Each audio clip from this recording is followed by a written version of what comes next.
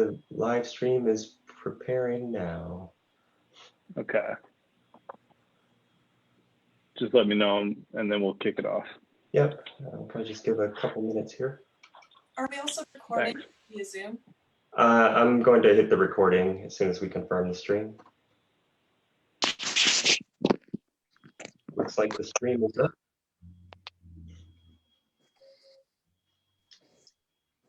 All right, just let me know when you're ready to go. Yeah, good to go. Okay, we'll start recording now. All right, thanks. Okay, thank you everybody for dialing in. It's 7:01. I think that's pretty prompt.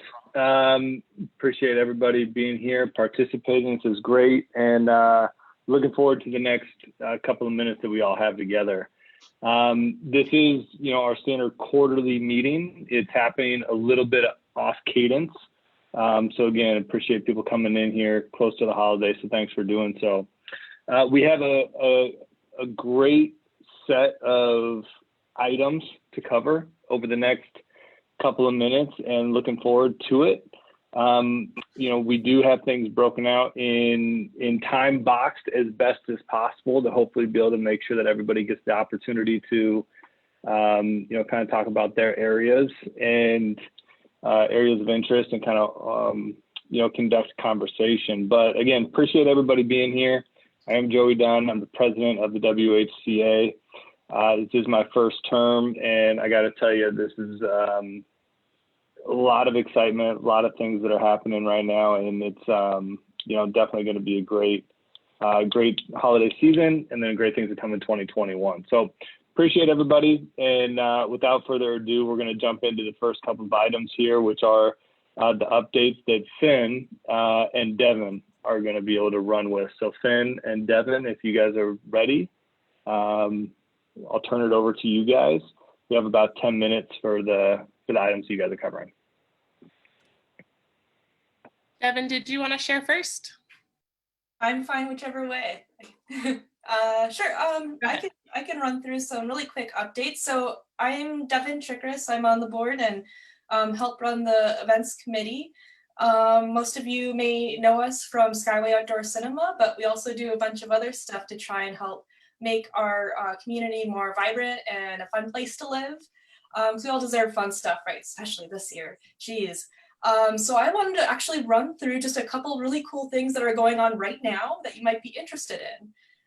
Some of you may have seen us pivot our Skyway Outdoor Cinema series, which is usually outdoors. This summer we did a virtual cinema, and we also did the same for Halloween when we had live streaming and live chatting and behind the scenes stats and things like that. It was pretty fun for the folks that joined us, and you can see that on our Skyway Outdoor Cinema Facebook page if you're curious to see how it went.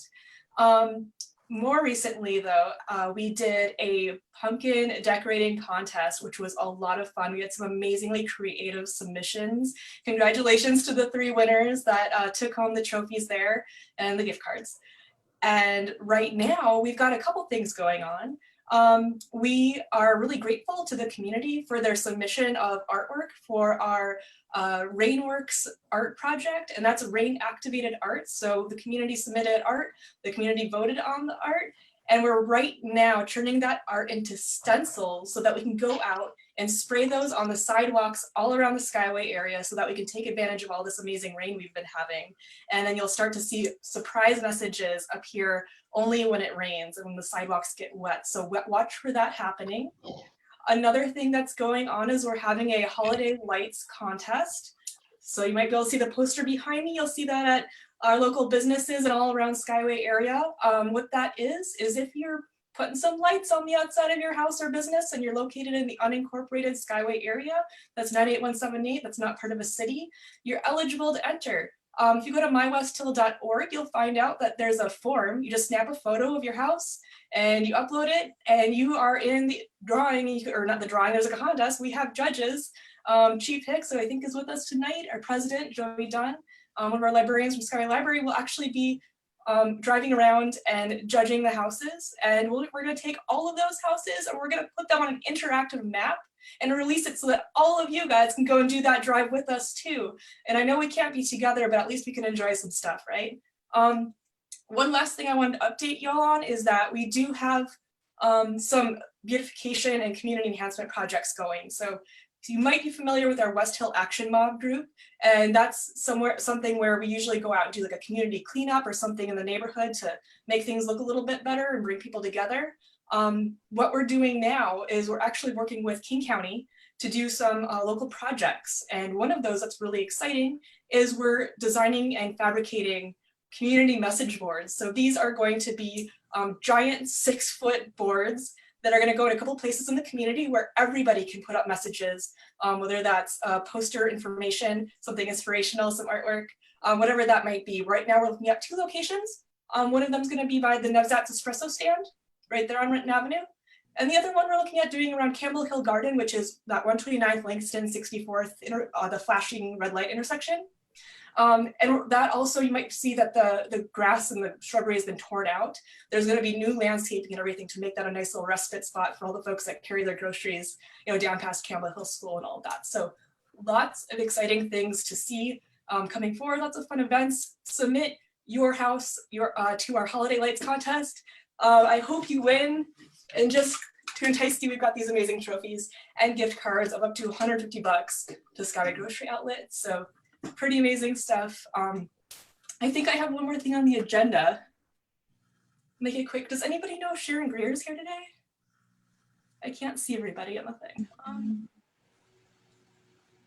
not sure. Well, Chief, do we have Sharon with us? I'm not sure if she's with us tonight. I didn't Okay. pre-plan and make sure she was on the line. Well, I would guess that she is. Sharon, I hope you're on the line tonight. I know this is being recorded. But for those who don't know, Sharon Greer worked at the Skyway Fire Station for many years and was an incredible, I'm speaking like was, but she is an incredible community advocate. She's somebody who has been instrumental in so many community events and activities, who's been there with us through thick and thin, who's a constant face at all of our meetings and events, and is just one of the most friendly and incredible folks you'll ever meet. And she just retired, and we're just so grateful for all of the hard work she's put in, her dedication to the community. She's just a dear friend, and we want to present her, if you're watching, Sharon, with the certificate of appreciation. I don't know if you can read this. Zoom meetings are so awkward. Sharon, this is for you. This is the smallest possible token of our appreciation, but no, you also have our hearts. So thank you so much, Sharon. And Finn, I'm going to pass it on to you. Thanks, Devin. All right. So hi, everyone. I'm Finn Hardy. I am the Vice President of the board. This is my first time serving on the West Hill Community Association board. And I am really inspired by the work that's going on here in West Hill Skyway. So I'm looking forward to hearing reports about what's going on this evening, and I hope you are too. My piece is just to invite you all as community members to become part of West Hill Community Association. There are a lot of different ways that you can become involved. There are different committees that you can volunteer to be a part of. Some of the events that Devin spoke about that aren't happening in the usual way this year, but still need a lot of support to put together. There's an events committee if you would like to be part of that. There's an advocacy committee, which has been really instrumental in helping to put together a voice for Skyway and really making sure that we advocate and get funding for needs and connect community members with elected representatives. So there's that committee if you're interested in joining that. There's a fundraising committee as well, and a newly established comms team, communication. So if you have any knack for that sort of stuff and you would like to lend a hand, please let us know. You can visit our website to get contact information to reach out to us.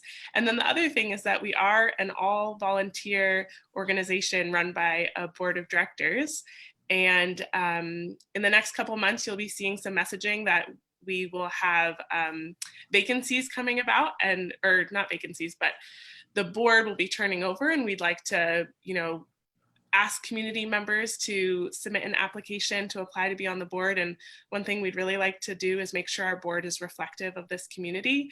And so, please think about that if you're interested in donating your time to this really amazing organization. So with that, I will turn it over to, I don't know if Joey's leading the community reports and taking point here, but I'm turning it over. Thanks. No, that's fine. Yeah, and thank you, Finn and Devin, and thank you, Sharon. But yes, we are getting into community reports at this point. We've got about 30 to 40 minutes here. We've got a couple of items on the agenda. Super excited to turn it over to Hannah Plummer from Washington DOT to give your community report, and then I'll kind of help turn it over as we move along. So Hannah, if you're online, floor is yours. Thank you so much. I am curious if this will work for me to share my screen. Let me pull up. We've got just a couple of slides for you all.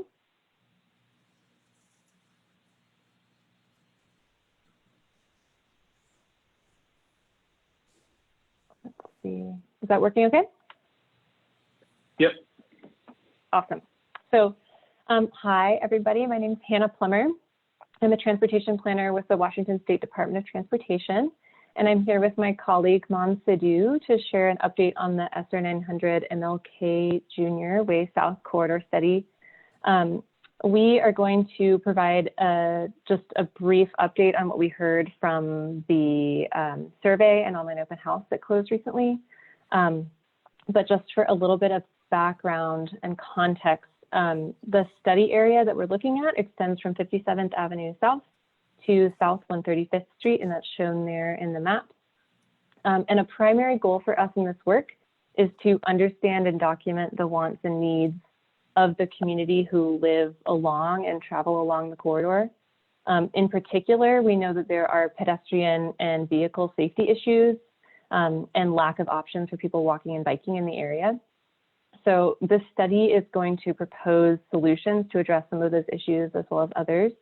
And so Mon is going to share information about what we heard from the online open house and survey, and then we'll talk through our schedule and next steps. The survey online is closed, but the online open house is still live. So we can post a link in the chat for anybody who's interested.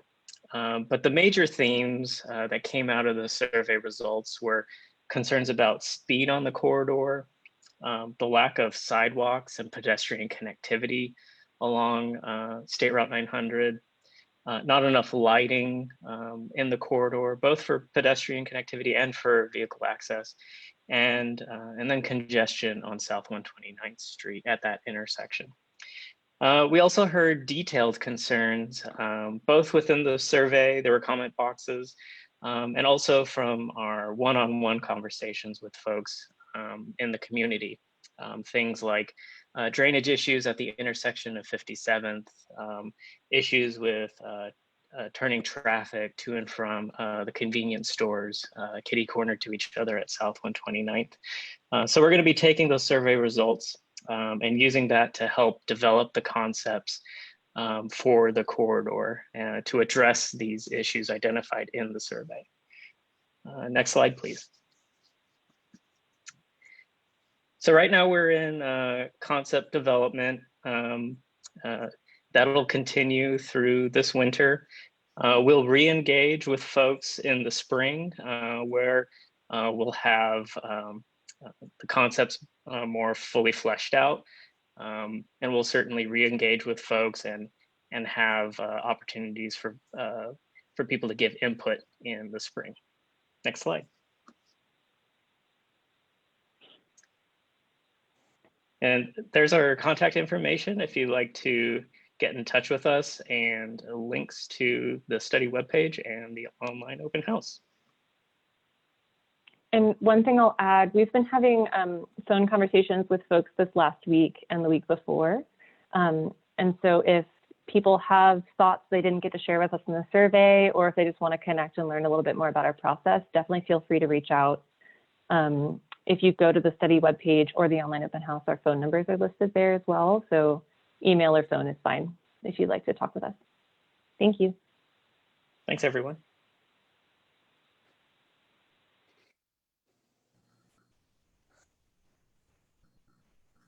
Oh, I'm on mute. Thank you, guys. Appreciate that. What's next here? We got Tiny Home Village from Kathy Taylor and Naomi C.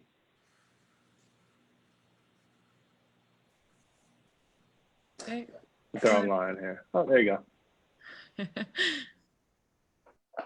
Hi, everyone. I'm Kathy Taylor, and my husband here, Reverend Curtis Taylor, is here. We are with the Seattle Word of God Church. We have property on MLK, right at about actually 57th and MLK. Property that we now are going to be developing a tiny house village. And we have entitled it the Progressive Skyway Village. Just a little history. Our church originally was in the central area in Seattle. It was called Progressive Baptist Church, right there on the corner of 14th and Spring. We sold our building there and bought property out in the Skyway area, which is the picture you see now that shows the lot that we bought. We are going to be building a church property there and affordable housing. But here, where you can see the tiny village site is going to be on a portion there.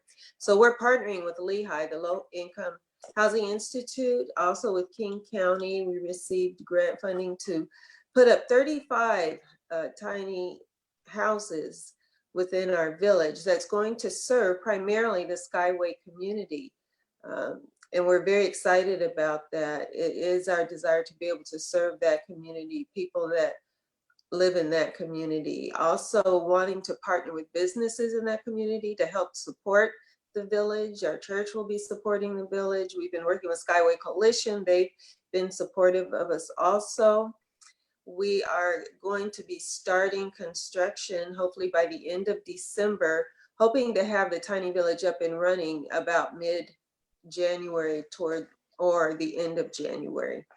So right now we are actually in the process of trying to get volunteers to come and help with the building of the tiny village. Though Lehigh is the contracted people that will be constructing it, we like to have volunteers that come and help and assist with the building of the village. So we're just very excited about this project and wanting West Hill community to be willing to join in with us in any way that you might see that you could help support. So Naomi is also here from Lehigh, and I don't know if she might have something that she wants to add to. And then of course we can answer any questions you might have. Yeah, hi all. My name is Naomi from the Low Income Housing Institute. I think that was a pretty comprehensive overview. Just one thing I wanted to touch on for the construction piece. We are using all Skyway contractors to do the work. So that is also an important component. And the staffing is also drawing from the Skyway community. So the village will have 24/7 staffing, and the primary focus of the village is to transition people into permanent supportive housing. So we recognize that tiny house villages are not the solution, but are a step to offer people the services, stability, and support they need to make that meaningful step into housing. And I'm going to put my contact information in the chat, so please feel free to reach out with any questions you might have.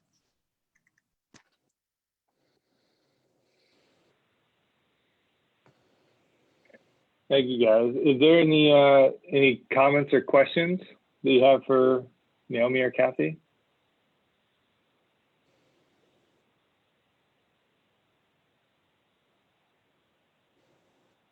Okay. Okay, well, thank you, Naomi, for putting your contact in the chat. Oh, there you go. I'm sure that people will be reaching out. But thank you guys, appreciate it. Someone had, Joey, Sorry? I thought someone had a question. Oh, where's that? Ayana.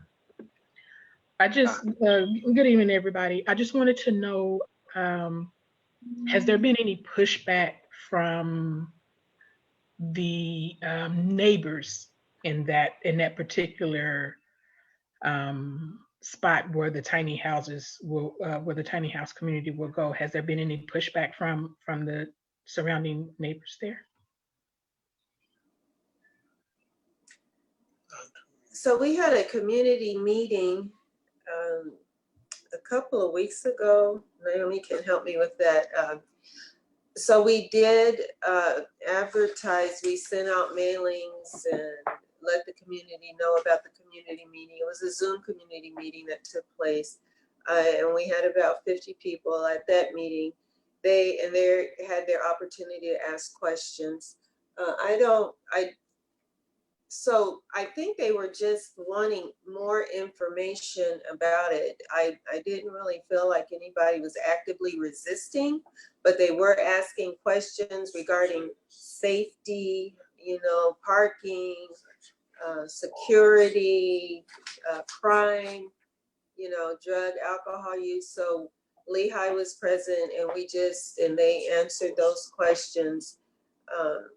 And after they answer those questions, I'm not aware of any other pushback that has come about. I'm also gonna drop the summary in the chat. So that kind of goes over like all the concerns that were brought up and how Seattle Word of God Church and Lehigh and King County are gonna partner to address those concerns.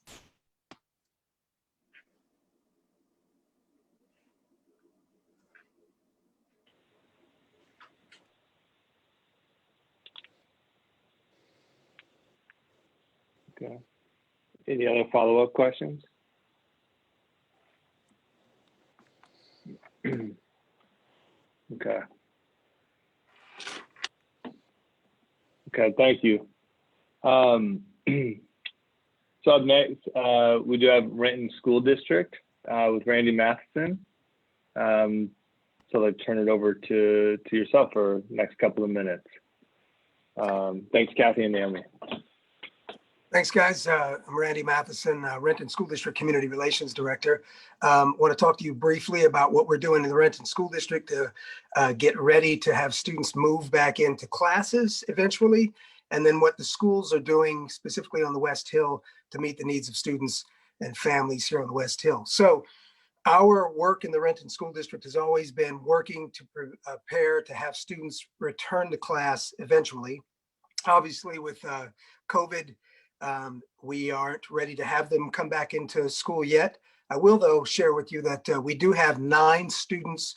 They're high needs students, and we've made space for them in our schools. Support staff and very specialized staff are working with those students in a couple of schools right now that provides services for those high needs students. It also provides us an opportunity to go through our process to be ready to have more students back in school. We do not have a plan currently to have kids back in school right now, although at the start of the new calendar year, that's not the school year, that's in January coming up, our plan will be to move to try to figure out if we can bring in preschool through first grade or preschool through second grade groups of students to start a process of bringing kids back into school.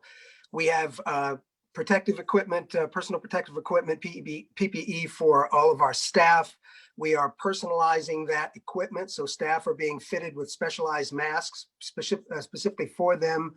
We've got a cleaning regimen that follows the CDC guidelines at our schools, so our custodians are well versed in the cleaning regimen every day, and in every spot there are going to be students and staff in the building.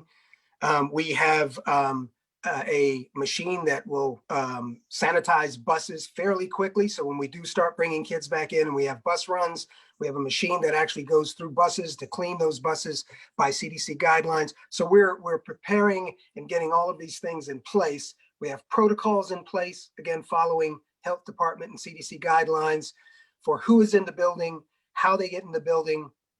They're tested and their temperature is taken.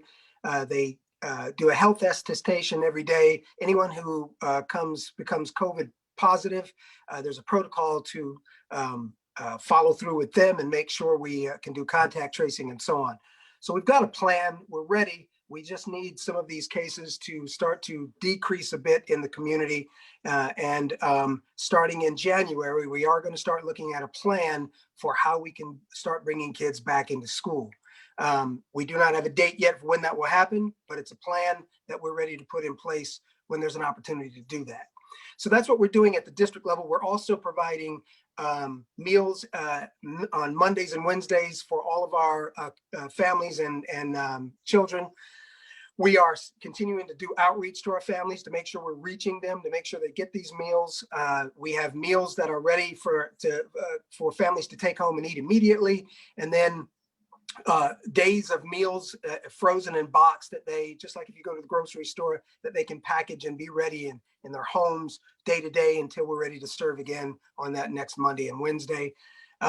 We do have 24 sites that we're serving meals. That includes 3 large apartment complexes on the West Hill that we're serving specifically to. So those families don't have to go to a school. They just go right outside their front door at their apartment complex and they pick up food there. So we're continuing to add to those and look for community drop-off sites and community meetup sites for families as well. So that's what we're doing as a district. Schools up here on the West Hill are doing a lot of work to meet the needs of students, specifically social emotional well-being of students. As you can imagine, for adults going through this process right now and being restricted to your home or just trying to pay attention to not catching COVID and going about your daily life is pretty stressful. Imagine being a student having to take classes online and not seeing your friends. And so there's a lot of stress and anxiety on the part of our students. Our staff are meeting those needs. All of our staff are. It's not just our teachers.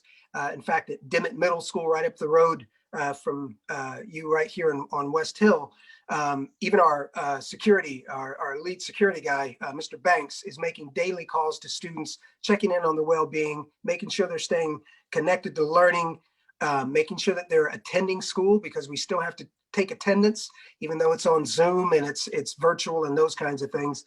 So all staff are chipping in to make sure we're taking care of our students' mental health and well-being.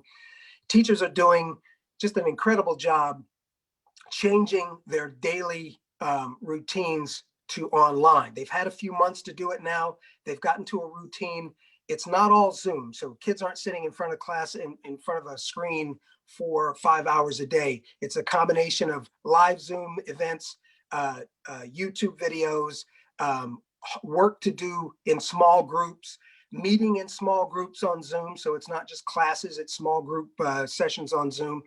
So just like we're doing here tonight, kids are having to go through this kind of process and do their classwork this way. And as you can imagine, from elementary to high school, there's just a lot of anxiety on the part of students as to what the next day holds for them. Are they ever going to be able to get to see their friends? Are they going to have a normal day at school?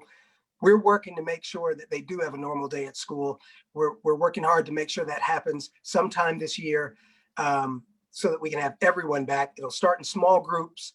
And as long as this pandemic, as long as our numbers here in King County continue to decrease, eventually hopefully they start to decrease, we're going to be able to bring back more and more students to school. So that's our work.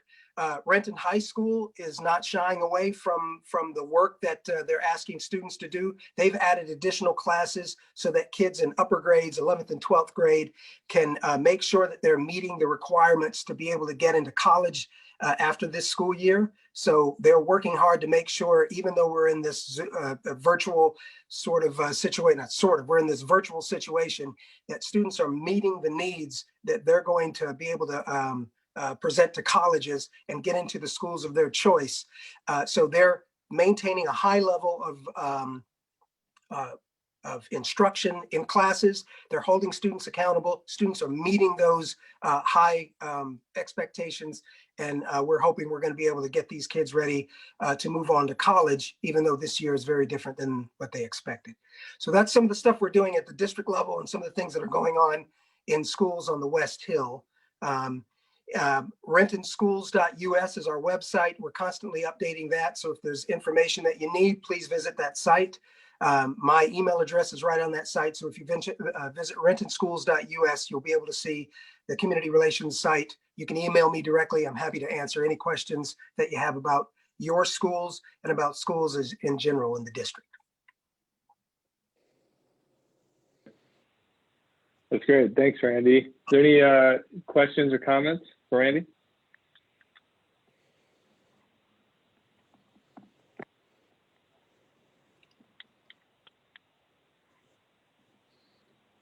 Randy, just out of curiosity for myself, when you think about January and saying, hey, January, we may or may not have an idea of what it comes back to, is it like a percentage of cases that would indicate, yes, we go back or no, we don't? Or what's the metric that may or may not indicate it? Yes, we do have a metric, which actually changes though, right? So right now, the rule is 75 cases, so countywide, 75 cases per 100,000 people is the metrics where if we hit that number, we can start bringing kids back into class. Right now, that number is above 300. So as you can see, we're well off as far as the county is concerned. There is a caveat to that though, and that is the county will look at your plan. And if you have your staff, your teachers and your support staff ready, you have PPE for them, you have a good process to clean up after kids every day, to keep kids safe in the classroom and not transmit this disease. If you have a good plan in place, you can shift that a little bit. But right now, the matrix is just way off for us. 75 is the number. We're well above 300 in this county, but we're continuing to plan. And at some point, we are going to be working with the health department to try to figure out where we can shift that number from 75 to something that's more, I guess, manageable for us, that we can start bringing kids in, keep them safe, keep our staff safe. And of course, you've probably heard kids aren't big transmitters of COVID, or they're not big carriers of COVID, but they can be transmitters, right? So that means your families at home or elderly or people with certain health conditions can actually catch it from students who catch it from somebody at school. So we do have to be careful, but we are going to put a plan in place where we can mitigate that and still bring kids back to school.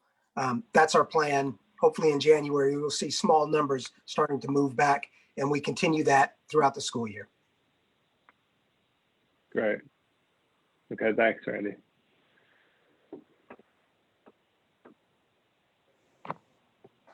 Okay. Okay. All right. Thank you, Randy. Appreciate it. Up next, we do have Skyway Water and Sewer with Cynthia. Are you? Yeah, I'm having a hard time seeing who's all online here. I'm here, Joey. Ah, there you are. There you are. Yeah. Off you go. Well, thank you. I'm really excited not to be last tonight. So I'll just be really brief. We've got a major water or sewer project, primarily in Skyway Park, and that's nearing completion. So we're really excited about that. It's been a long time coming, and it's going to improve our system significantly. Depending on our budget, we've got a large sewer project north of Renton Avenue and a water main project down in the 84th, 87th area between 117th and 121st. That we're hoping to put out for bid in the spring. Right now, our lobby's closed to customer traffic, but we're continuing to provide all the services that we normally would related to water and sewer operations and customer service. Our goal is to keep our small staff of 10 safe so that we can continue to provide service to everyone in the West Hill. Right now, consistent with the governor's orders, there's no disconnection of water or sewer service and no late penalties applied to accounts through January 19th. And that's the short version. And I take questions if anyone has them.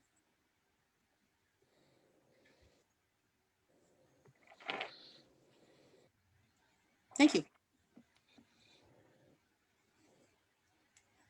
There we go.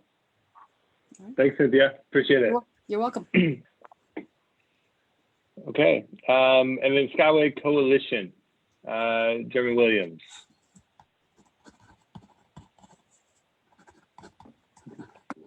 We still got you there. All right. Yeah, I'm here. Hey, everybody. Oh, there you go. One second. Just want to share a quick site. So hi, I'm Jeremy Williams. I currently serve on the advocacy committee for West Hill Community Association.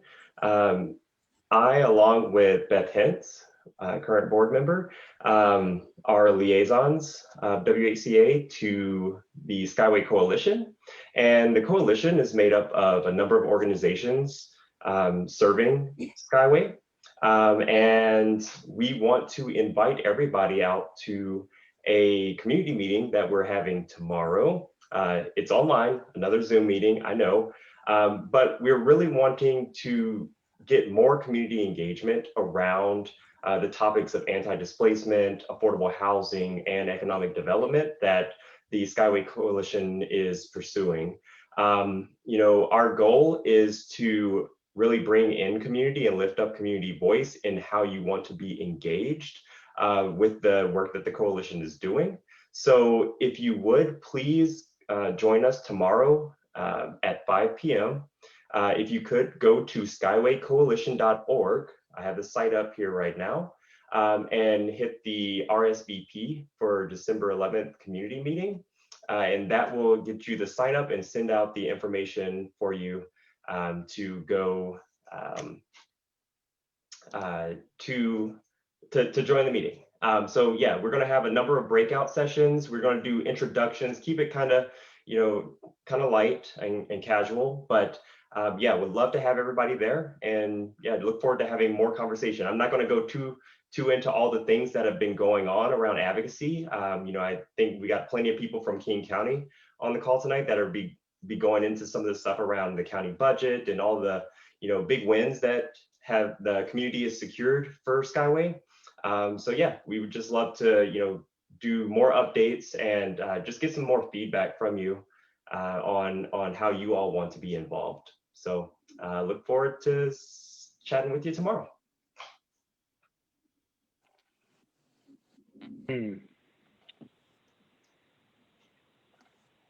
Terrific. Thank you, Jeremy. Any questions for Jeremy about the meeting tomorrow or anything else along Skyway Coalition before we move on?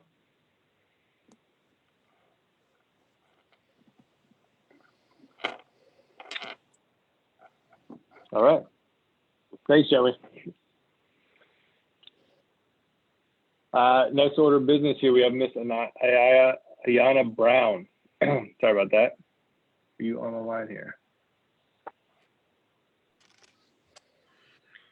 Hello again. Ah, there you are. Yeah, still got you. So I just wanted to give an update on Olajuwon's Hands. Several of you are familiar with our foundation, several of you are not. This foundation is in honor of my son who was shot and killed in a case of mistaken identity, but on purpose. April 29, 2010, right there on the corner of MLK and 129th. He passed away in that 7-Eleven parking lot.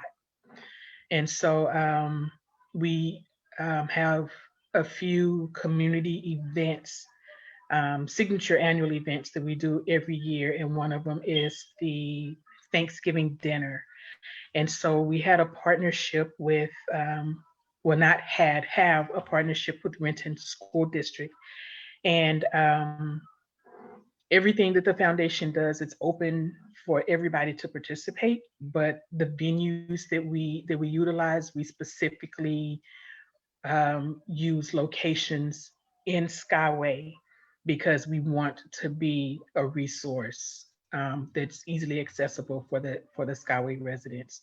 So one of the events that we do is the backpack and school supplies giveaway, and we, you know, that's always a partnership with Chief Hicks and King County Fire District 20. And then our Thanksgiving dinner again this year, that was with Renton School District, and we hosted that at tally. And so I just wanted to thank Renton School District and all of the volunteers. Ms. Basha Alexander, I see that you're on here. Thank you so much for being a part of this. Ms. Devin, you know, you rock. I appreciate you stepping up and representing West Hill Community Association. We ended up providing 200 meals in less than 45 minutes. You guys, it was unbelievable, the need that COVID has created. And so, yeah, the people were there, they got the food, and you know, it was sad but exciting all at the same time. We actually had to turn people away because, again, you know, we ran out. And so, and after I went over the demographics, we serviced 13 different zip codes and 200 meals in less than 45 minutes. And so I know we have a lot of prepping to do for next year because, you know, we don't know, you know, where we'll be or what to expect. But I just wanted to pop in and to thank everybody for being a part of us and making this happen, because we couldn't have done it without all of you. And that's it.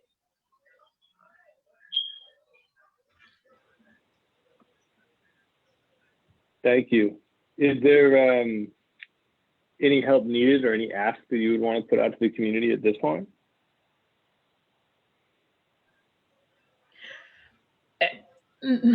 No, at this point, it's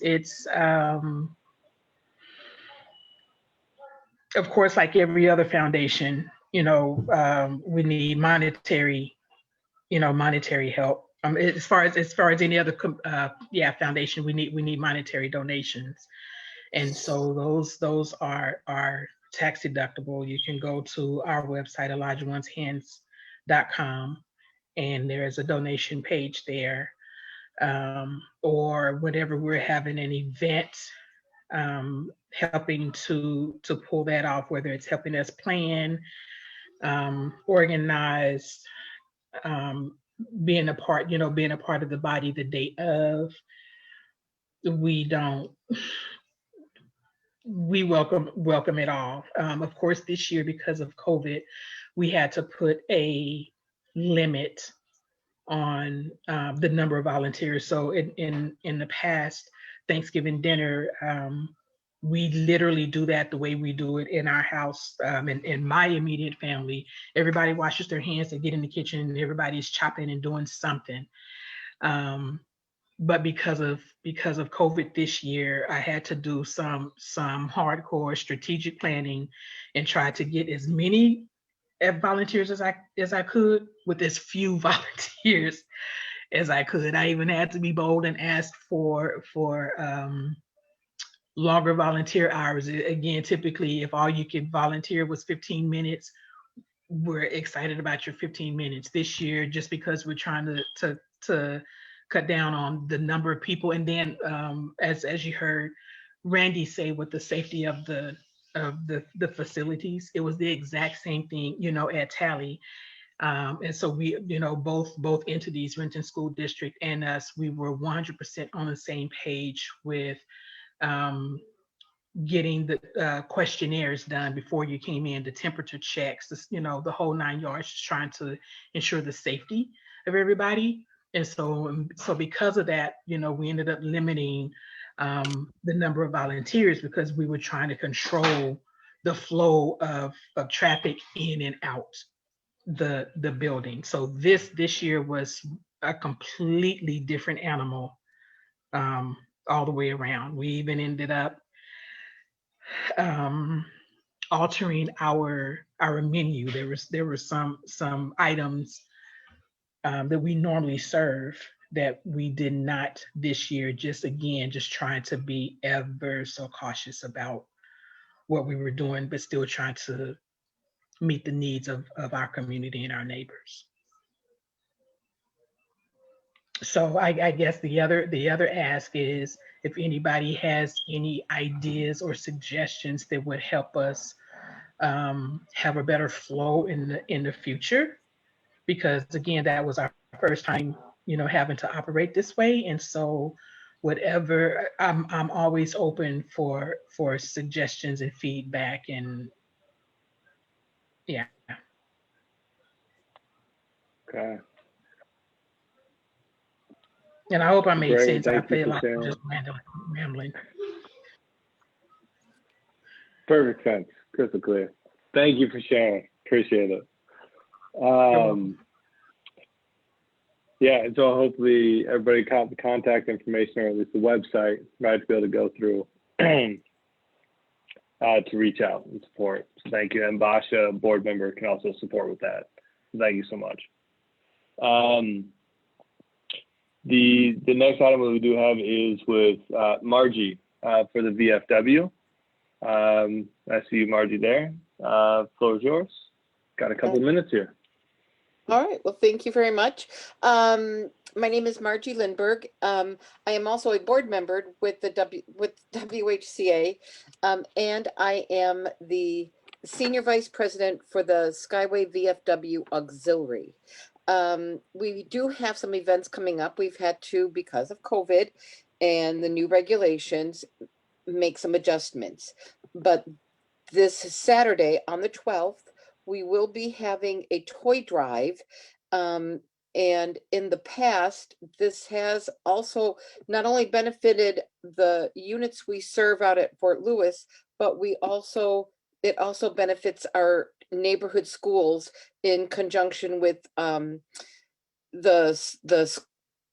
community service office, not service officers, but the school liaison officers, family liaison officers, to get toys as well for our children there. So the toy drive will be, it's just a drop off, drive by the post between 11 and 1. And you can also pick up a free bowl of chili while you're there. And if you don't want to go shopping and just want to do the drive-by, they are also accepting cash donations. As Ayana was saying, everybody needs, trying to spread our monies everywhere. But they, like I said, they're also giving out chili. Next week on the 19th, they will be doing a Santa drive-by. So you can, Santa will be outside masked up, and the kids can come by in their car, tell their wishes to Santa Claus. And also at that time, they will be having a free spaghetti feed. So people will be able to come by and get their spaghetti if they so like. And same thing, if you want to make a donation, that would be great. All of our programs are still going on, and if you are interested or have any questions about becoming a member of the VFW or the auxiliary, there is information on the websites. So that's it. I promised I would be quick, but we hope to see you for the toy drive and chili. And next week, hope to see some of you for the Santa drive-by and spaghetti. So thank you.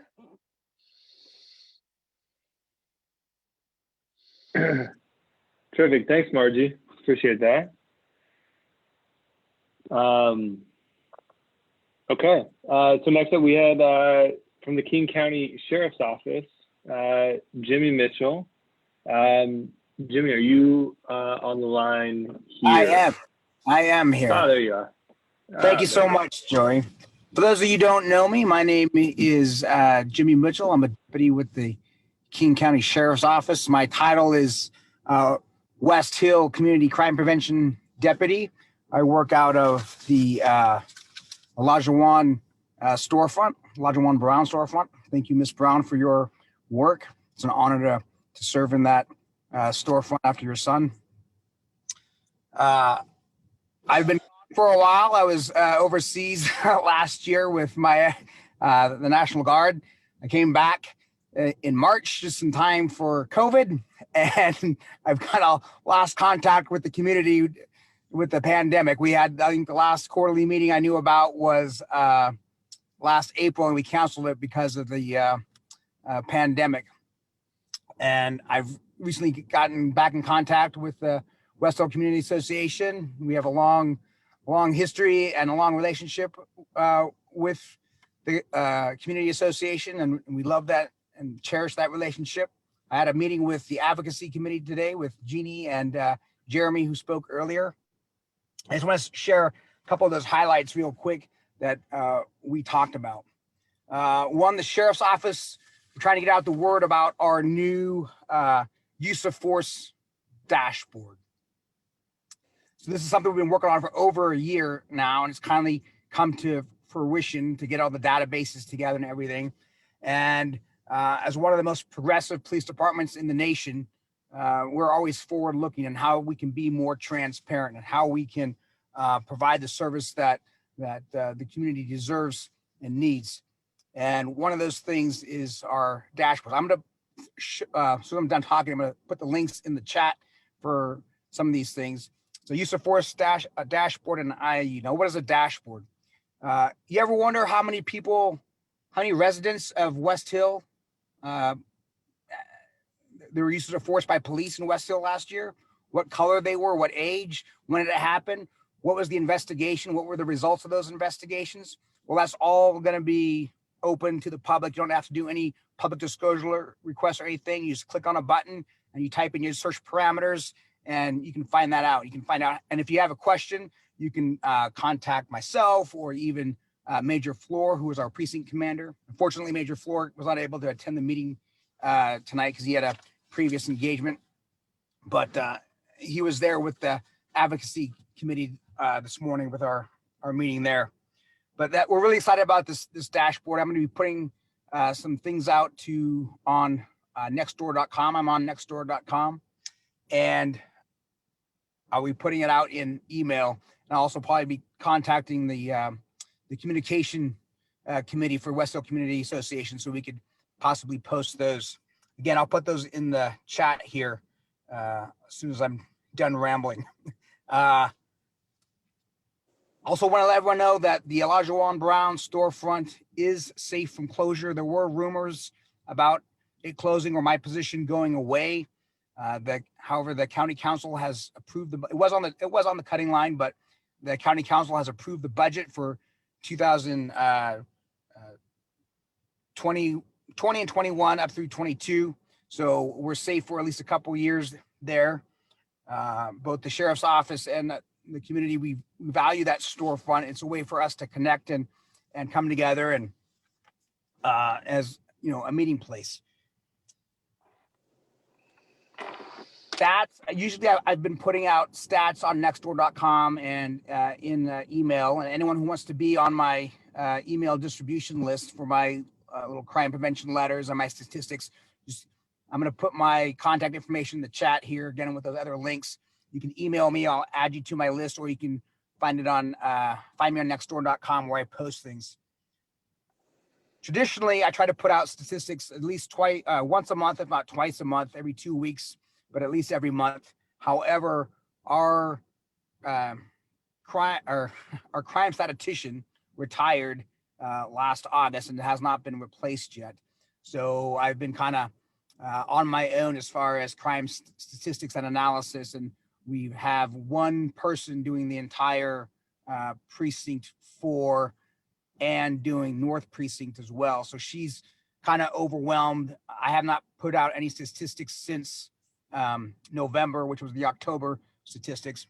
But I do want to let everyone know that you know, crime is up. Violent crime is up. I don't have the exact numbers, but it's not just up in West Hill. It's up across the country. It's across the West Coast. This is not a phenomenon. There's a variety of reasons why it's going up, but in doing that, Major Floor was able to secure some end of year funds for the sheriff's office. So we're going to try to be upstaffing through the holidays in order to provide in West Hill. We're upstaffing in West Hill, specifically on New Year's Eve will have 3 to 4 patrol cars. Typically in West Hill, we only have 2 deputies on every time. So that's 2 deputies for the 18,000 plus residents of West Hill, which sounds not like much, but it's a big improvement if you were here 10 years ago or longer.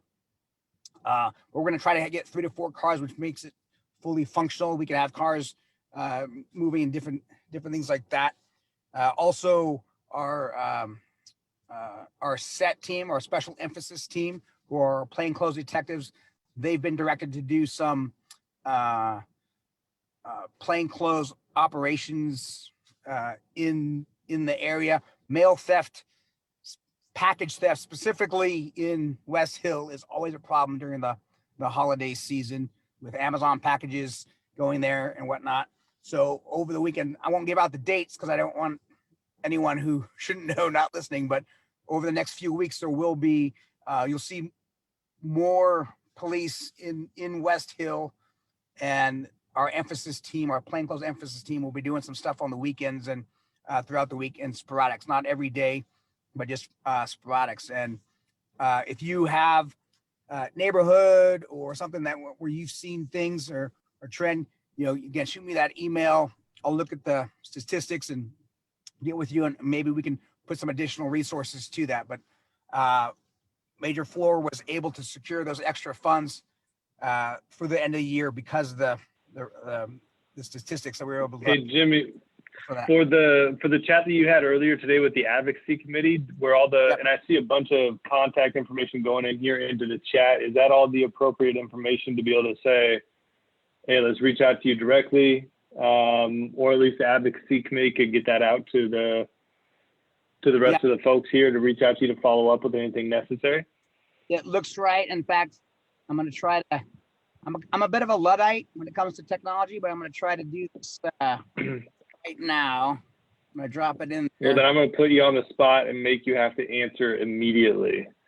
But no, okay. But in all seriousness, though, I think I think a lot of the information is getting out there, and just in the interest of time, I want to make sure that people know where to go, even if they're not going to be able to get all the information right now. I think I did it right there. So okay. You have my information at the top, james.mitchell@kingcounty.gov, my voicemail, and the links below. And then terrific. 2 quick things before I sign off here, or not sign off, but mute again. Well, I'll let you know that the Sheriff's Office is working with the council to provide additional resources. I'll be putting out some information from that, but at the highest levels of the Sheriff's Office and the County Council, we're working to enhance our services and resources we provide, you know, specifically with mental health resources, and drug addiction, things like this. And finally, I just want to make a quick plug-in. Anyone can contact me for a free security survey. Just email me. We'll set up a time. I'll come to your house. Takes about an hour. I can walk around and we just basically go over crime prevention techniques, everything from lighting to door locks to windows, to the folks at Lehigh. The same thing. I have a great relationship with, or had a great relationship with, Share Wheel and Tent City, and helping provide that safety for the residents there. And be happy to help you out there at the tiny village and whatnot. So give me a contact anytime. That being said, I will be quiet unless anyone has anything for me. Awesome. Yeah, well, be careful what you offer. Everybody might take you up on it. You're going to get yourself more busy than you wanted to be. Jimmy, I appreciate the time. Thank you for dialing in and checking in with us 2 times today. So all the better. Appreciate that. All right, guys, I'm going to keep moving here. All the contact information in the chat to get back in touch with Jimmy. And then next line item that we're working into is King County, right? And so the first one that we have up is Department of Local Services with an update from John Taylor and the team. So John, floor is yours. We got about 8 to 10 minutes here for you. I'm going to be really quick. I apologize. I can't. Oh, there you are. Perfect. Thank you. Yeah, I'm going to be real quick, and I'm going to turn it over to others. You know, it's been a tough year, 2020. I think most of us will be glad to see it end. But here's some good news. We're ending 2020 with a lot of really good things going on in Skyway. So the council passed the budget. Many of the investments that County Executive Constantine recommended were passed by the council. And a lot of that is because of hard work by this community that really stood up and fought for investments in the community. And Councilmember Zahalai had things added to the budget for this community, for Skyway and West Hill. So, you know, kudos to all of you. Really, really nice work. We have $10 million for a community center in Skyway. That's something that's real. You know, it's not just talk anymore. There's $10 million to acquire property. Councilmember Zahalai has been leading an effort to sort of work with the community to identify potential sites, figure out how to be operated. There's a $10 million capital fund for unincorporated, urban unincorporated King County, but my assumption is some of that will also go to Skyway, also to White Center and other areas that are in need in unincorporated King County. Big thing that a lot of people talked about at the first meeting I came to in Skyway 2 years ago when I was a brand new director, which is why aren't the marijuana revenues from the marijuana stores that are disproportionately in Skyway and White Center, why isn't that revenue coming back to unincorporated King County? Now it does. And that was done without hurting the sheriff's office because that revenue used to go to the sheriff's office. So the executive, the sheriff, the council were able to work something out so that we can do that without having a big adverse impact on the sheriff's office, which is something we definitely want to avoid. Councilmember Zahalai, and if Chandler wants to talk about this for a second, he championed a couple of things that were added into the budget around low-income housing and some other stuff. So Chandler, do you want to just jump in really quickly? I feel like I'm stealing your boss's thunder a little bit, but they called on me. It's not my fault.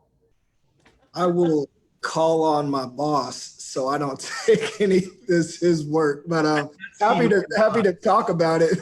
But I'm here for supporting you know, West Hill, just knowing that D2, if you guys need anything, I can drop my email in. If you can't reach Councilmember Zahalai, I'm more than happy to help, so I'll just add my email in. But as John mentioned, and Councilmember Zahalai will also add, there's a lot of good work for Skyway put in this budget. So with that. First of all, it's not my work. There's no such thing as my work. It's our work. So I need y'all to bring the we, the W-E, okay?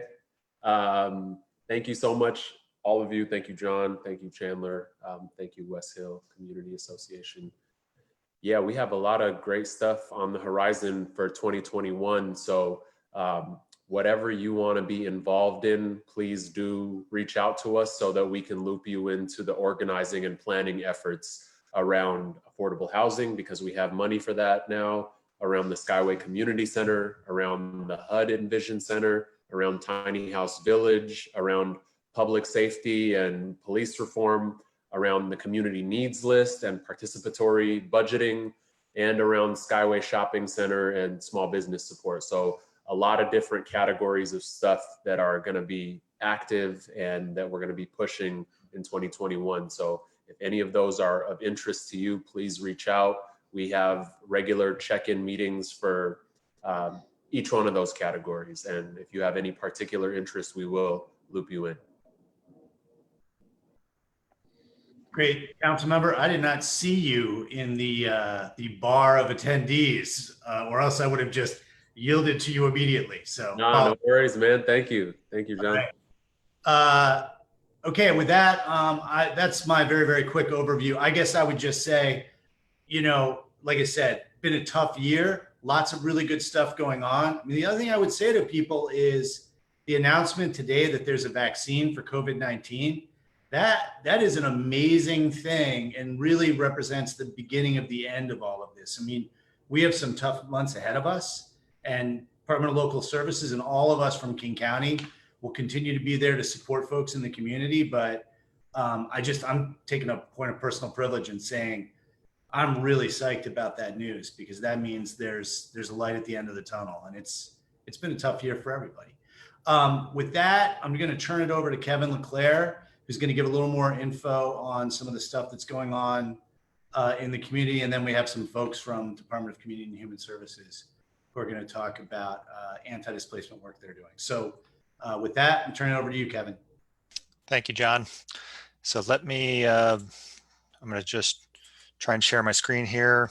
Can I, verification, folks can see that? All good. Okay. So I just want to give a quick rundown, and Devin actually touched on some of this earlier, but there's some pretty cool stuff going on, and a great partnership happening right now between West Hill Community Association, Renton Technical College, and King County Department of Local Services on the development of these community kiosks or community message boards. So I want to share where this all came from. You know, we went back, and in the Skyway West Hill Action Plan, there was actually a call out for these kind of message boards in the community. It came up again when we did the land use plan, and we talked about it as we were embarking on the full sub area plan for the community. And now it's something that's going to be a reality real soon. As Devin said, the first site is on Renton Avenue, right there by Nevzats. Folks should recognize this scene here. That area of grass, what is kind of bark right now, is going to become the site of one of the kiosks. The other one is the Campbell Hill Community Garden, and that's site number 2. And that's what it looks like today. Devin mentioned it's been cleaned up, and Conservation Corps has been in there, gotten all of the overgrown vegetation out of there, getting us ready for some site preparation. And one little just other thing they helped us out with is doing some clearing of vegetation along the sidewalk. Here's a shot looking both north and south on 64th Avenue South, just north of Campbell Hill Community Garden. Really psyched because that sidewalk was essentially impassable just a week ago, and now it's a nice clear open space for folks to walk safely without having to get out into the street to walk down that. So pretty excited about that. This is a mock-up that West Hill Community Association put together a while ago, actually, to envision what they would like to see. And as I mentioned, in partnership with Renton Technical College, they put together a full-blown engineered design that is now going to be used to purchase the materials, and their welding program is actually going to assemble this, and then their auto body shop is going to do the painting. And then King County Road Services is going to, their maintenance crew is actually going to install it for us. And so we've got a really cool 3-way partnership happening to put these together. This is an example of the signage that's going to be on the top. So they're going to be kind of designated for the area that they're in. So there's a little bit of community identification there, as well as what it is. And then this is a mock-up of what the side panels are going to look like. And if you look closely at those panels, they're actually a little bit of wayfinding as well. They're maps of the location where the sign is located. And those are going to be cut with a laser cutter at Renton Technical College and installed on the sides. But they're actually removable panels. So if in the future the community wants to add artwork and other things to those side panels, they can do so and have these as blanks to use into the future. We're doing the finalizing the design now. Fabrication will happen in the first quarter of 2021, and then in April we're planning to install those. And then finally, I just want to encourage folks to visit www.publicinput.com/Skyway. That is our sort of rolling open house for the Skyway West Hill sub-area plan and community needs list. To date, we've had nearly 1,300 responses to the survey, either comments or answering the questions that are on there now. So I encourage folks, if you haven't already done it, to go there. If you participated in the first survey, which was really a question asking you to fill in the blanks, this is more of a choose the choices on a scale. And we are going to be using that information as we move forward into 2021 to inform the community needs list, as well as start to develop the policies in the sub-area plan. And that's all I've got. So thank you, and I'll turn it over to our colleagues in Department of Community and Human Services.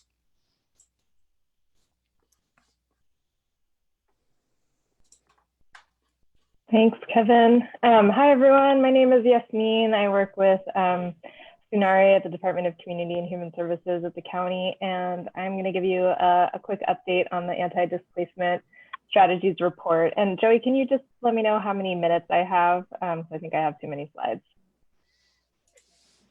Yeah, you are, where are we at here? We got about 20 minutes left for King County.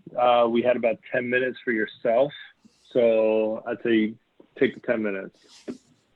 Okay, great. So let me just listen, presentation mode. All right, so I think most folks know that there is an anti-displacement strategies report being developed for Skyway, West Hill, and North Highline, and this is a partnership project between the King County Department of Community and Human Services and the Department of Local Services. The report is looking at 12 strategies listed here on the slide. They sort of fall into 3 categories: preserving and creating affordable housing, increasing affordable home ownership, and mitigating displacement when development happens. So the report is analyzing each of these strategies, looking at what's possible, who else has done it, how best to implement it, and we'll also look at feasibility and legal analysis for each of these. We'll also be looking at application in other cities and potential impacts, key policy choices, major challenges, and then also recommendations, including some draft legislation. So this project, this is the timeline for our project. We're in the community engagement phase now, and we just completed our 3-part anti-displacement workshop series about each of the strategies in the report. And we had really strong attendance and participation, particularly from Skyway residents. And I know there's a handful of folks on this call who were attending the workshop, so thanks for being a part of that. And we'll be gathering additional input on the strategies as well as recommendations over the next few months.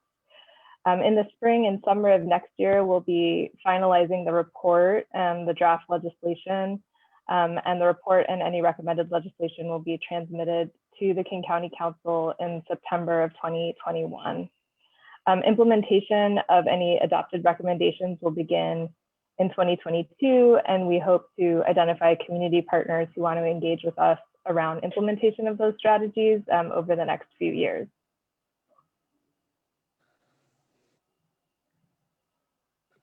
So through the course of the workshops, we've gotten some really important feedback. We're still compiling and tracking all the comments, but I wanted to share a preliminary summary of what we've heard so far. There's really strong interest in affordable home ownership, particularly community land trusts, especially if combined with strategies like down payment assistance and community preference. There's also interest in higher density home ownership options like townhouses and condos if they are more affordable home ownership options. There's also strong support for more affordable rental units, particularly in Skyway, with a preference for mixed income development versus a concentration of affordable units. There's a desire to see those units be close to services and amenities and transportation. There's also a desire for a range of affordability levels and a spectrum of housing options, including accessory dwelling units. And there's openness to higher densities depending on the location, with sort of a preference for close to the commercial core. There's interest in preventative approaches and approaches that prioritize residents from the neighborhood.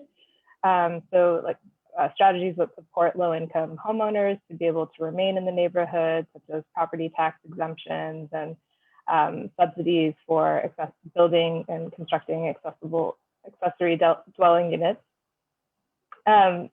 Strategies that preserve manufactured home communities, and support for policies like community preference that prioritize new construction of affordable units for folks with ties to the neighborhood. Some of the concerns we've heard are mostly related to ongoing questions about what else can the county be doing that's more preventative and that could make a bigger impact. There's also been concerns around missing strategies that really focus on economic development and increasing wages and income for residents. And the strategies that folks are most interested in do require significant public investment. So strategies like community-driven development, land acquisition, and there's been really good progress, as was mentioned earlier, in this 2022 King County budget, but we know that the need is really great and a lot more money will be needed to address the need. So Beth had asked me to touch a little bit on community land trust because that was a strategy that really has had a lot of interest from community members, particularly in Skyway. So I just wanted to share really quickly a little bit about that strategy and then some of the next steps in this process. So for folks who maybe didn't attend the session or who are new to this concept, a community land trust is a nonprofit corporation that owns land and stewards affordable housing, as well as other community assets, and uses a community-led governance model. Community land trusts most often support housing, especially single-family homeownership, but they can also be used for cooperative housing or multifamily apartments, commercial and community spaces, as well as community gardens and urban farms.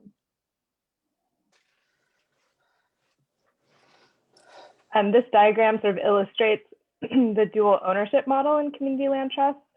So community land trusts own the land, and a homeowner or so an individual or even a nonprofit can own the structures on the land, which makes the cost of the house a lot more affordable.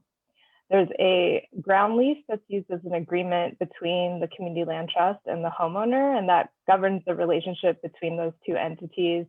And the terms of that agreement also include a resale formula and restrictions on the percent of equity a homeowner can make.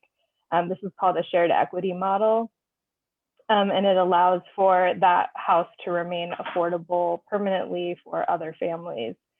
So this model, combined with public and private subsidies, allow community land trust homes to be affordable and serve folks to usually make between 50 and 80% of the area median income. And it keeps that house affordable for usually over 50 years. So it's a little bit about community land trust. And if you are interested in learning more, we have a lot more resources online with recordings of our workshop sessions and also materials, handouts and resources about each strategy. So really quickly, next steps, there's a couple of exciting things. I just want to make a quick plug for the Renters Commission, which is a new body that's being stood up in early next year. And this is an opportunity for renters in unincorporated King County, renters and tenants to be able to give guidance to the county on issues related to renters' rights and tenant rights policies.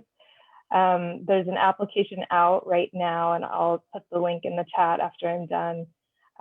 But we really encourage any folks who are on this call tonight who are interested in getting involved, as well as other folks within the West Hill Community Association network, to consider this opportunity. So there's going to be ongoing conversations about community land trust between now and March. With the report, the King County Council has directed us to include a proposal for a year-long community engagement process for implementing a community land trust strategy. So the county is currently meeting with interested stakeholder organizations as well as individuals to develop that proposal and explore recommendations for this strategy specifically. So if you're interested in community land trust and being part of those conversations, I'd love to connect with you and make sure that you are on my list for upcoming conversations and meetings about that process. We're also having a follow-up session. So the workshops have ended, but we got requests to do a community strategy work session. So essentially a meeting where we can give a synopsis of all the strategies that we are looking at in the report, sort of give a bird's eye view of how they might work together, but then really spend the majority of the time having a space for community members to be discussing their ideas and further developing recommendations. So that's going to happen on January 30th from 1 to 3:30 p.m. And more outreach information about that meeting will be coming out shortly, but please put that on your calendars if you are interested. Generally, over the next few months from January through April, we'll be compiling the feedback and the recommendations that we're receiving from the community, and also developing our draft recommendations for the report, as well as continuing to meet with community members and community-based organizations. And we plan to do a report back in April. We don't have a firm date yet selected for that, but we probably will be in early April, and we'll be doing a share back on the priority recommendations that have come out of this process so far at that time. So if you'd like to get involved, I'll put my email in the chat, as well as our online website hub. It's also a public input site, and at that excuse me, at that link, you can find videos of all of the recorded workshop sessions and a lot more information and resources about each of these strategies. So I know that's a lot of information. Feel free to ask any questions if you have any. Thank you.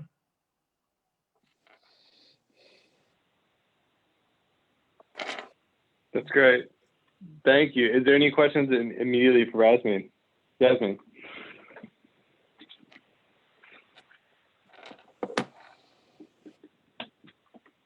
Okay. All right. Well, thank you so much. And yep, follow up accordingly. I appreciate it. Moving along here, we do have David Dock to introduce MAHA and some King County Metro investments and updates across Skyway. David, I'll turn it over to you for a couple minutes here. Hey, David Dock, External Relations Manager, Department of Local Services. I'm putting Maha on the spot since I see her in the chat. Just wanted to introduce her. She is their Skyway, one of the managers for the Skyway investments from Metro, and they have some really cool things that are coming up, and wanted to see if she was willing to talk about them quickly. Maha, are you there? I am, but my internet's having issues, so I'm just gonna be here with my voice. Thanks for putting me on the spot. But hello, everyone. So excited to be here with you all. And as David said, Metro is really excited to start working with community. We've been hearing from folks that you basically told us don't come back unless you have a budget to speak with us about all the great projects that are happening. Thanks to Councilmember Zahalai and all your advocacy, we do have budget now. And our hope is that starting next year, we will start engaging, whether it's this group, Skyway Coalition, and others, to think about what are the various Metro needs and or the needs for community and how Metro can plug into that, and whether it's flexible services in terms of community van or other things, or Orca youth cars, or myriads of projects. So we're really excited to start being part of this work. I'll be leading the engagement work along with my colleague Mitchell Lloyd, who will be leading the technical aspect, and I'll make sure to add our information in the chat box. And I'm interested, and we'd love to have a more formal presentation next time you have a meeting, and looking forward to connecting with you all.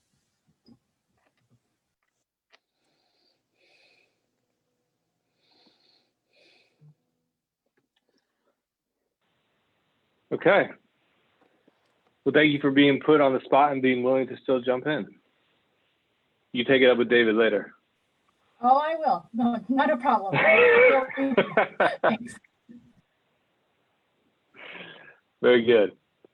Okay. All right. Thank you both. Okay. So we do have an update from additionally King County Council for budget from Councilmember Zalay, still on the line here.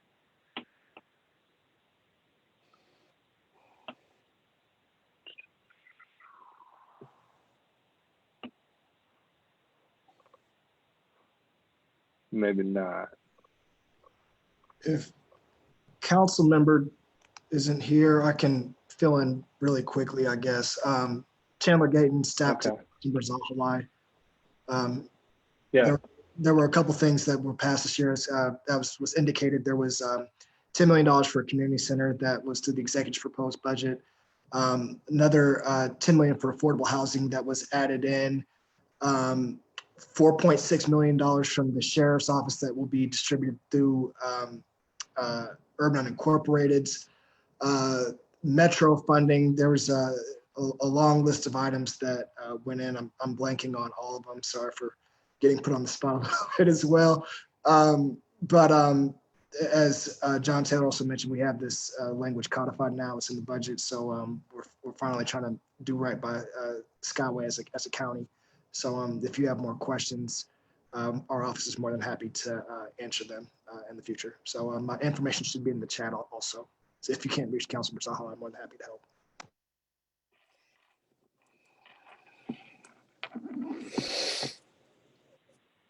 Okay, that's great. Thanks for stepping in there. And yes, anybody that has to follow up, please follow up accordingly. Okay, so next order of business here, we got multi-service center presentation and discussion with Ryan Guitar. And I apologize, I keep looking at the chat and making sure everybody's online here. But Ryan, you there?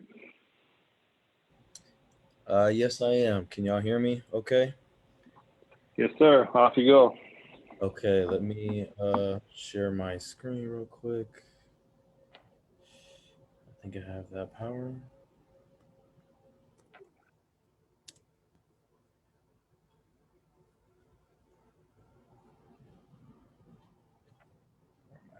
Okay. Sorry about that. Okay. So my name is Ryan Quigtar. I am the executive director for the Renton Innovation Zone Partnership. Grew up in Skyway, just recently moved out of the neighborhood, still in the area. I live in Renton now. And still a lot of my family lives in the neighborhood. Today I'll just be talking about the Skyway Resource Center. And in October, we received a designation through HUD, which they have an initiative called the HUD Envision Center. And essentially, it's a multi-service center. And we started operations, right in the middle of COVID, really answering community need. So just a quick background of the Renton Innovation Zone Partnership.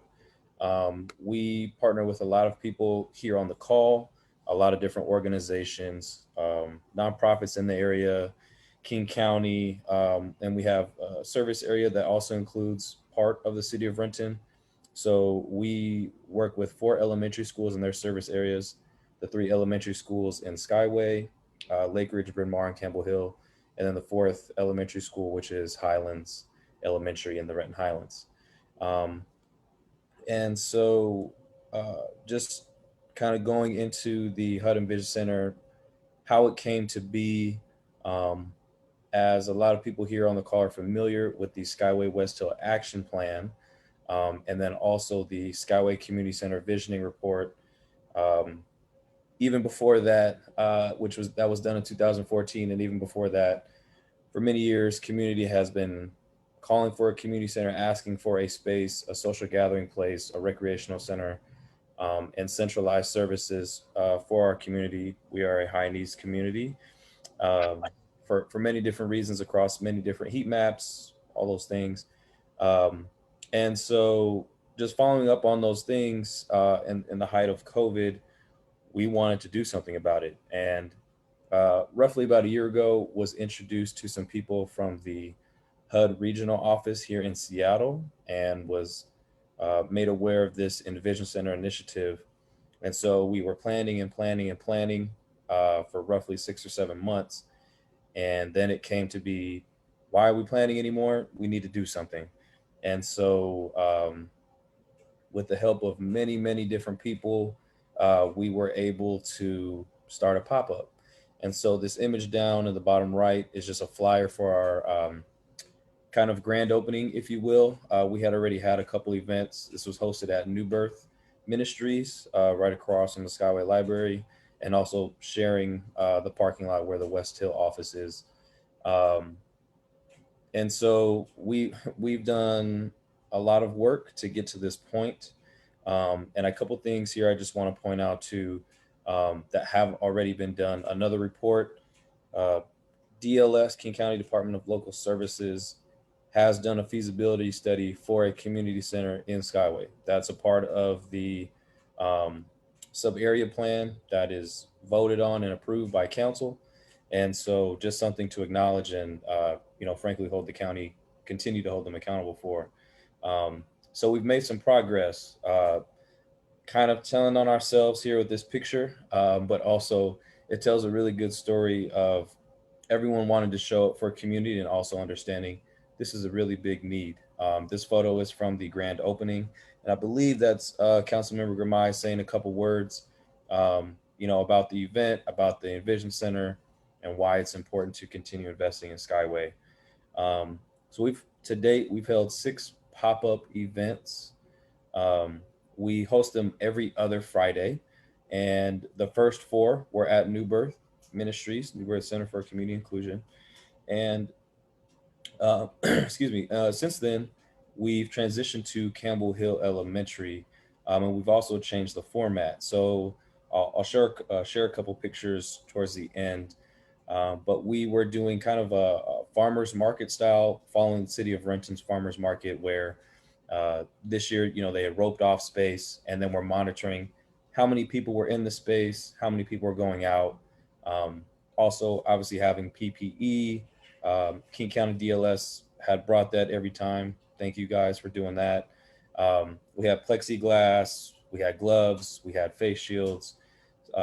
We were trying to do it all, and obviously wanted to make sure that everyone felt safe. In addition to that, we wanted to make sure we heard from community and how their experience was. So we sent out community feedback forms after every event, not just asking them what their experience was in terms of services, but also how safe did they feel related to COVID. And, just being honest, which is part of the process, for making sure we're doing our part.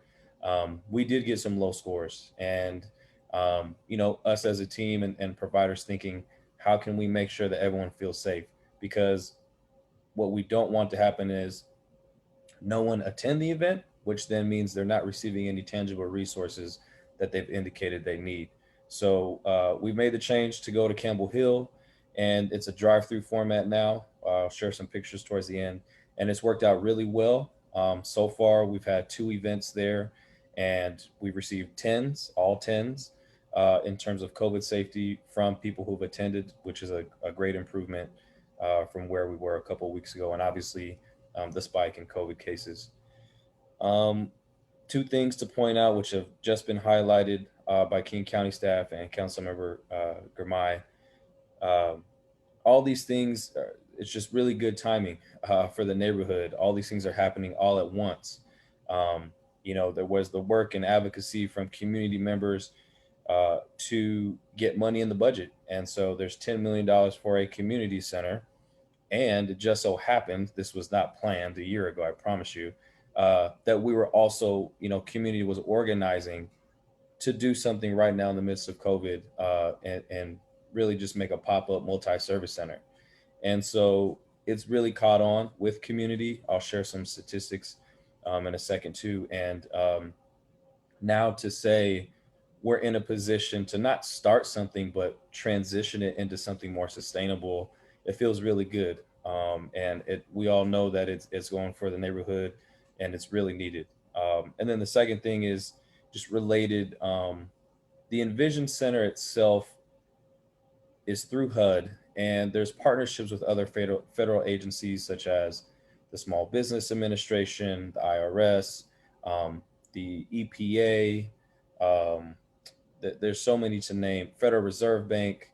And so part of what we want to be able to do is leverage that designation to help the community. So if there is some way that we can help use our designation and pull that we have now at the federal level for what that's worth, to bring affordable housing or any other things that we need for our community and that community says, then we'll try to do that.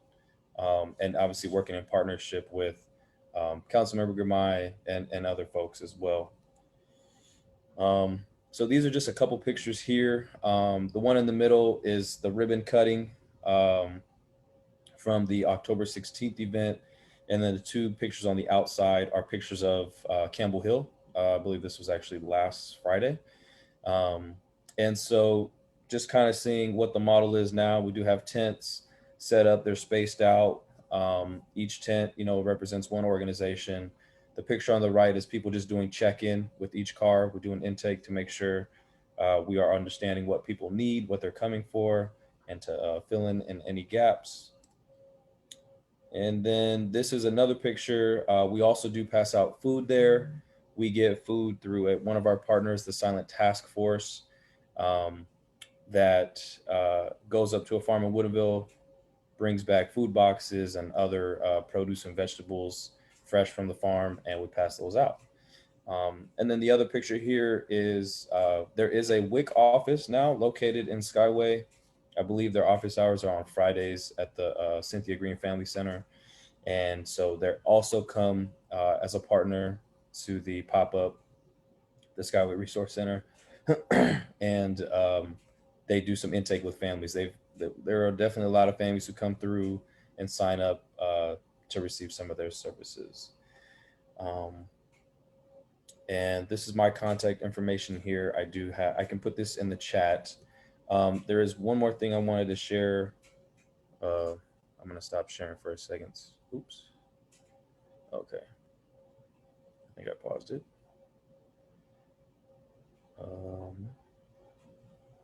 Any questions about any of that?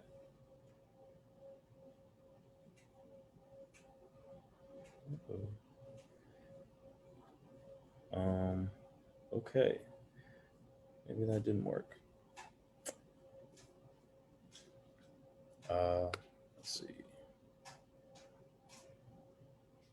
I think I need to reshare a different screen. Sorry. One more thing I wanted to share. Okay, here we go. My apologies. I think I use this. Okay.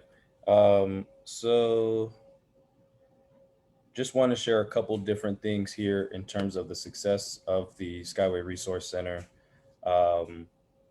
In terms of who we wanted to serve, in terms of, who has been significantly more impacted by COVID and has been high needs in the community for many, many years. Our population, it definitely represents the demographics of Skyway as it is. And then I think one thing to point out, how this event has been promoted, how people are finding out about it, what it says about our community. The majority of people have found out about this event through their family, friend, or neighbor. And us as a team who've been part of the planning, all the providers, we've said to ourselves, how can we measure trust? How can we measure a positive experience? And one of the things we said before we started was, how many people are returning? How many people are finding out from others in the community? And so we felt that this is definitely a success and a testament to the work that we've put in, and also, just being able to deliver on the community's needs. In terms of why people are showing up, not surprising. One of the top reason people have come through that's specifically named here is for food. We know that food insecurity has exponentially increased. And then the second is diaper and baby essentials. We have a ton of young families with little ones in the community that are coming through, that need diapers, that need wipes, that need, formula, all those different things. And it's great that we're able to have a couple different providers there with those resources. And then just in terms of, accountability and why we even created this, this shows here where our people are coming from. And by large majority, everyone is coming from the 98178 zip code. And that feels really good, knowing that you go down the street, pick a direction, and you're in a city where oftentimes we've been told you can't receive our services. And so to have something here in the community that's for the community, it feels really good to be able to do that. And then this is just the way it presented here on this report that it creates. But just in terms of families that do have children, where they're coming from and which schools. So Campbell Hill being number one, Lake Ridge, some families with preschoolers and younger, and then Dimmitt Middle School. So that is what I got.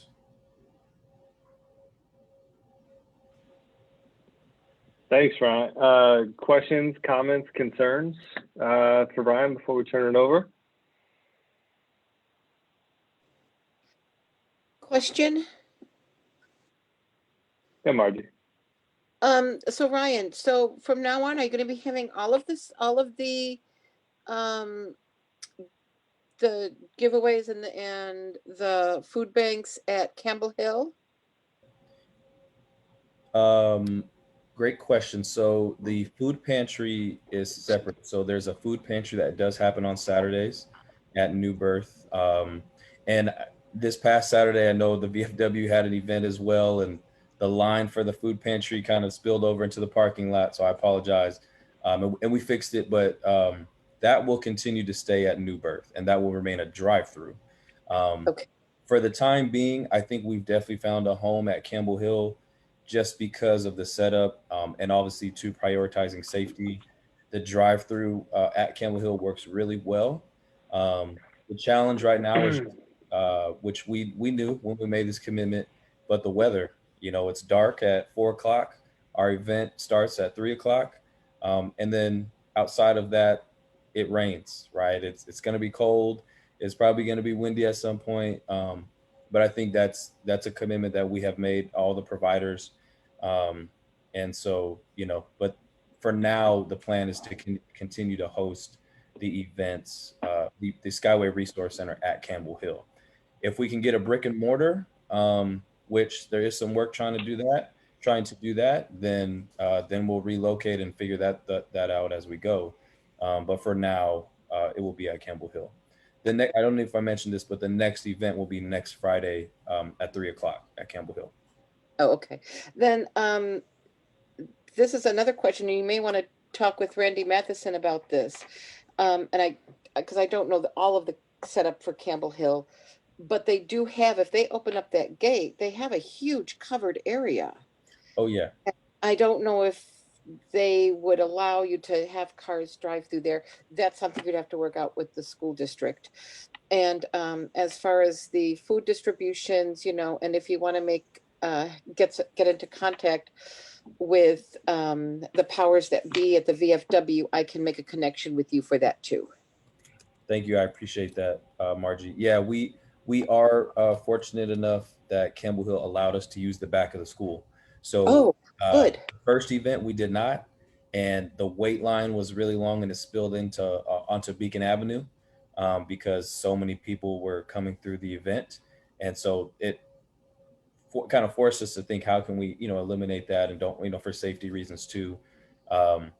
And so we are able to use the back of the school to drive all the way around. So yeah, it's worked out really well. Thank you. Oh, good. Thank you.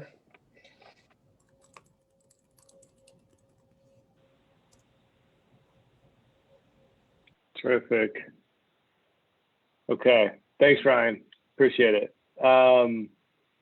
That does bring us to the end of our agenda here today for the quarterly. Questions, comments, concerns, this is of course a time to, you know, kind of bring those up, but as we've been going through and asking for them, and I think we're at a place to where, you know, for myself, I just look at everything that's going on. You look back through the chat box that we do have here. I mean, there's just so much goodness that's going on and a huge amount of momentum in so many different areas. And there's just a crazy amount of things that are happening right now, right? There's an extremely passionate board with the WHCA. There's a lot of great connections within the community that extend beyond them. The input that we're able to gather during these quarterly events and everything that happens in between is extremely valuable. There's just really no reason to think anything other than putting on that growth mindset, right? And being able to continue to push forward. So I did see in the chat that Chief Hicks did not get a chance to speak. Chief Hicks, were you wanting to comment on anything before we closed up here? Sorry about that. Yeah, no problem. I just have a quick report for the fire department. So those of you who don't know me, Eric Hicks, Fire Chief of the great Skyway Fire Department. I hope everyone is staying healthy. If you are not, we hope for a speedy recovery during these times. I don't know how long it's been since we've had our last meeting, but definitely want to welcome the new association board members. I hope to see you all sometime soon next year, maybe in our building again. And our Skyway firefighters and admin staff have been doing an incredible job under the circumstances. You know, a large part of our staffing actually comes from volunteer firefighters. To give you an example, tonight, out of 8 of the firefighters that are working throughout the night, 5 of them are volunteer firefighters. So I definitely want to give kudos to all our staff in the fire department and the incredible job they're doing. COVID, I know everybody's tired of hearing about COVID, but you know, that's one of the big things on everyone's mind. Just to give you a quick stat, in our 98178 zip code, there's been 12,000 people who have been tested. Out of those 12,000, 7,647 are tested positive in our community.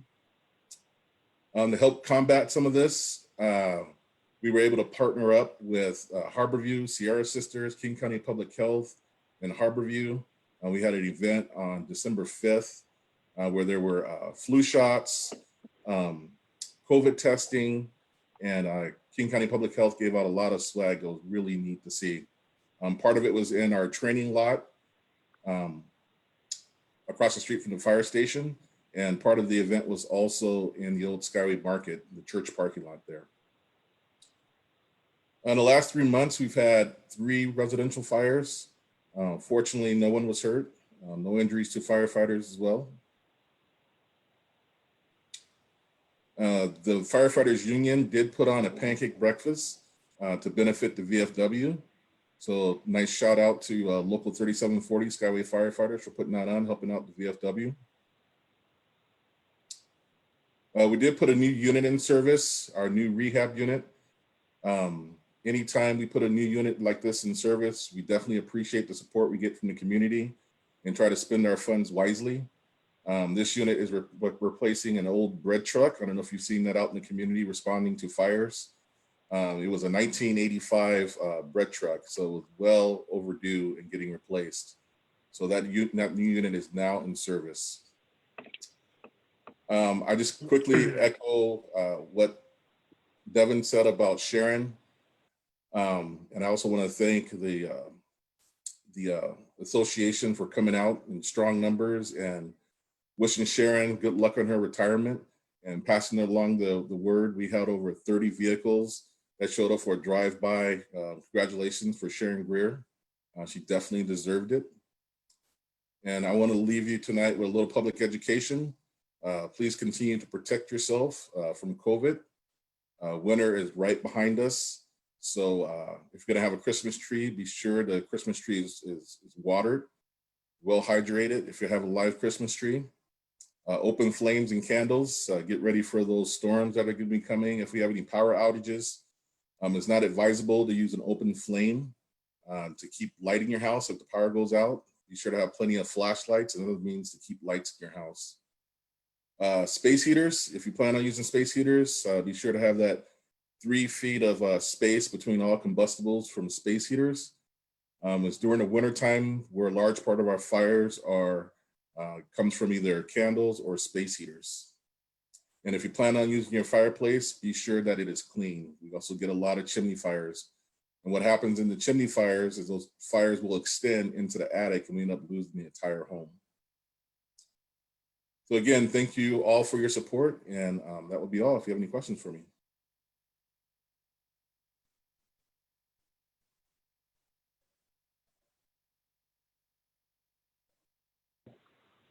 Terrific.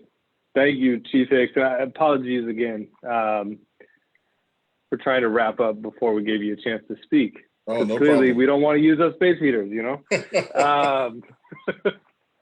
Now I gotta go turn one off in the other room though, so my daughter's not gonna be happy with you. Though. I'll blame it on you. But anyways, yeah. So thank you, Chief Hicks. Appreciate it. Everybody else on the line. So much greatness that's happening in our community. So much momentum. We have, of course, this quarterly event that we were running out today, a little bit off cadence. Coming up next quarter, looking at February for the next quarterly event. So again, looking forward to having everybody gather again for that and share the information. The information in the chat is extremely valuable for everything that was talked about tonight. So I would strongly encourage you to take a look at that before this call wraps up and reach out to who you were attracted to reaching out to for what you're interested in. But I can't thank everybody enough for participating, bringing their thoughts and their passion to the table for where our community is going. A lot of great things that are happening right now. So we do have 9 minutes that we had booked. Happy to leave the line open here, share any comments, questions, or concerns, and kind of have it be an open and safe place for us. But with that, the time is back to you for the rest of your evening. So thank you everybody for joining, and have a great rest of your night. And sorry, Beth did just throw in the chat. The info in the chat is also captured on the Facebook event page for WHCA. So that is a place where this can be stored. So with that, I give you back your time. Thank you everybody so much, and have a terrific rest of your evening and happy holidays. Take care, everyone. Good night. Thank you. Good night. Take care. Bye. Good night. Happy Festivus.